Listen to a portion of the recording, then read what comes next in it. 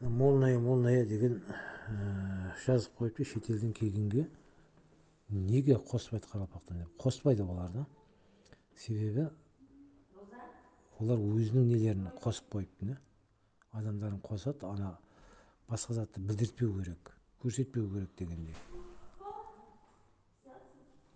Соның үшін бәріңде бар ғой. Сол адамдарды сөйлестірмесе бір қағазға жазыңдар бәрін. Сол әлі болса қолына беріп кетіңдер. Өздерін ымдап түсіндірсеңдер, түсіндіріңдер. Бір өзің переводчикпен оқып анағын көрсетпе деп.